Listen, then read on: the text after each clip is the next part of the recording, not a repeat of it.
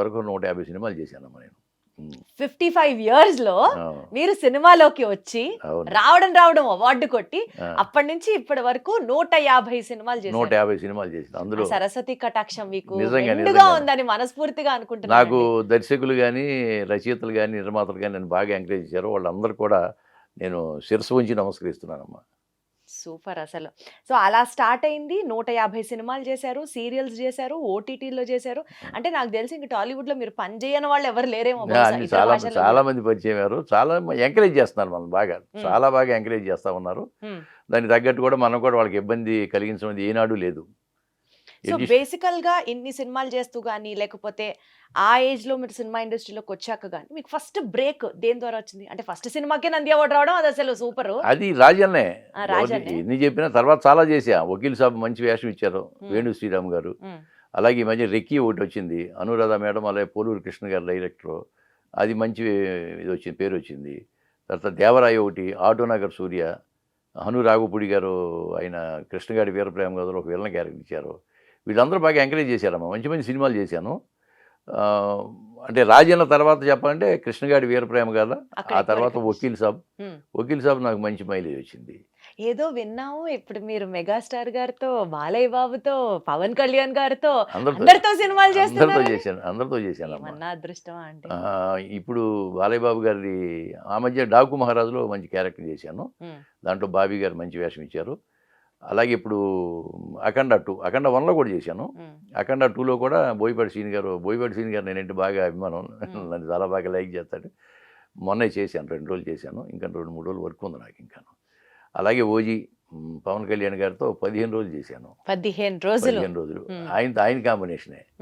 సుజిత్ రెడ్డి గారు ఆయన డైరెక్టరు. ఆయన కూడా నాకు మంచి అవకాశం ఇచ్చాడు. మంచి వేషాలు పడుతున్నాయి. అసలు ఎప్పుడన్నా ఊహించారా గాంధీ గారు? నేను అస్సలు ఊహించలేదమ్మా. ఏదో సీరియల్ సైజ్ చేసుకుంటూ అలా వెళ్దాం అనుకుంటే అలా సినిమాలో లాగారు మా గురుగారు విజేంద్ర ప్రసాద్ గారు. ఆయన పెట్టిన భిక్ష. ఆయనతో మీకు ఎలా పరిచయం విజేంద్ర ప్రసాద్ గారితో? నాకేం పరిచయం లేదమ్మా.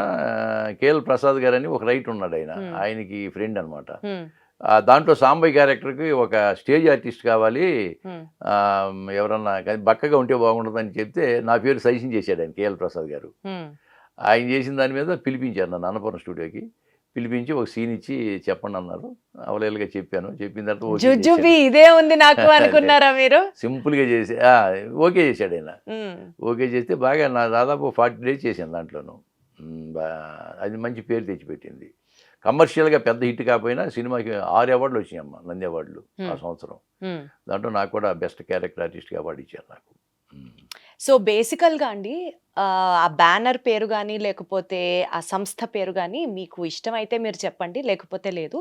కానీ కేవలం ఒక సినిమా బ్యాక్గ్రౌండ్ నుంచి రాలేదు అన్న ఒక నేపథ్యంతో ఓ పెద్ద బ్యానర్ సంస్థ ఒక మంచి లీడింగ్ రోల్ క్యారెక్టర్ మీకు ఇవ్వకుండా తప్పించింది అని ఒక టాక్ వచ్చింది. ఇది దేనికి సంబంధించి? జరిగిందా, జరగలేదా, వాటి వాస్తవం ఏంటి? ఏమీ లేదమ్మా. నాకు ఇప్పుడు చెప్పేదంటే నా సంస్థ అన్నపూర్ణ సంస్థ నాకు మాతృ సంస్థ.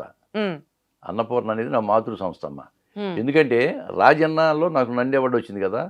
రాజన్న అయిపోగానే పుట్టింటి పొడిచేరని ఒక సీరియల్ తీశారు మా టీవీకి అన్నపూర్ణ వాళ్ళు. దాంట్లో సాయిబాబా గారని ప్రొడక్షన్ ఎగ్జిక్యూటివ్, ఆయనను పిలిచి, గాంధీ గారు మేము ఒక సీరియల్ చేస్తున్నాం మన అన్నపూర్ణ నుంచి, మరి మీరు సినిమాల మీద కాన్సన్ట్రేషన్ చేస్తారా లేదా సీరియల్ కూడా ఏమన్నా చేస్తారా అని అడిగాడు. నాకు ఏదైనా నటుడికి ఏదైనా ఒకటేనండి, తప్పకుండా చేస్తానన్నా. దాంట్లో హీరోయిన్ ఫాదర్ క్యారెక్టర్ చేశాను. దాంట్లో కూడా నంది అవార్డు వచ్చింది నాకు. రెండు నా అన్నపూర్ణ వాళ్ళే, రెండిట్లో నంది అవార్డు వచ్చింది. అంటే మీకు సీరియల్స్ లో అయితే సినిమాను సీరియల్ రెండు సేమ్ ప్రొడక్షన్ హౌస్ కాబట్టి అన్నట్టు చెప్తున్నారా? అంటే అది అవటం కాకతాళీయం అనుకోండి. అంటే అన్నపూర్ణ స్టూడియో వాళ్ళే తీసేయాలి. రాజన్న వాళ్ళదేను, ఈ పుట్టింటి పొడిచేరు సీరియల్ కూడా వాళ్ళదే. ఆ రెండింటిలో నాకు నంది అవార్డు రావటం అనేది నా అదృష్టం. అది నాగార్జున గారు కూడా అదే చెప్పాడు కలిసినప్పుడు. మీరు మా పర్మనెంట్ ఆర్టిస్ట్ అండి అన్నపూర్ణకి అని చెప్పాడు ఆయన. సో బేసికల్గా ఎట్లా